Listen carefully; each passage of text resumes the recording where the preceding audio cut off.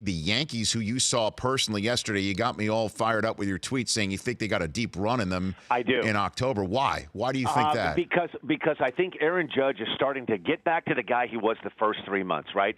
And Gary Sanchez is healthy again. Starlin Castro is playing well. Todd Frazier's been a nice find. They're a good team. And Rich, and this is one thing I guess I've made the switch. I'm not deep into the metrics and all that thing, but I will say this.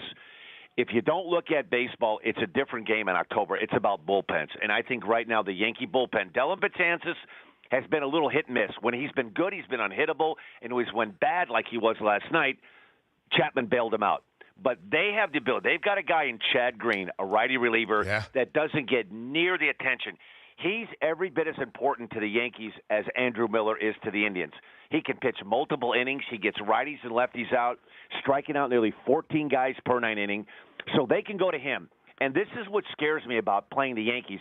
It looks like it's going to be Twins-Yankees or Angels-Yankees. The starting pitcher for either the Angels or the Twins, whether that's Urban Santana, whoever that's going to be for the Angels, Mike Scioscia and or Paul Mauta, they need to get innings out of their starter because their bullpen will be exposed. With the Yankees, you flip the script. They could start CC Sabathia in the wild card game and start unleashing that bullpen. So it's a shorter game. And one thing, Rich, and I'm starting to finally get it through my thick head, if you have a deep bullpen, that plays in the month of October, and that's why I like the Yankees. Yeah, I mean, I've seen Chad Green take the mound in the middle of the 5th inning and hand it back to the next guy in the bullpen in the 8th. I mean, that's what they do. And now they have David Robertson throwing the ball really well. So, and Aroldis Chapman last night was as good as he's been all year last night. So he's getting back into form. The Yankees are a scary team. They're a really scary team. They could go deep because they have some depth. Listen, Luis Severino has turned himself into a legitimate number 1 guy. Severino's been good. CC Sabathia's throwing the ball really well. And Sonny Gray's been a little hit and miss, but they have the case. Don't be surprised if they don't go deep into October. I think them and the D-backs in the National League are my 2 teams that like nobody talks about that I think can get to the World Series. The 2001 World Series right there. But what about the Red Sox? I mean, what do you think about this team that's been atop the AL East all year long? You know what? They're a team. They're another team.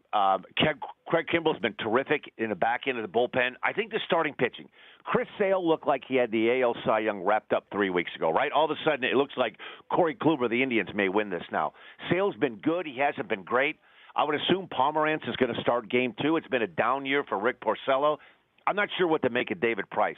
The word is they're going to use him out of the bullpen. I mean, I'm not convinced. If you look at his October pitching throughout his career, it hasn't been all that impressive. I think the Red Sox are a good team.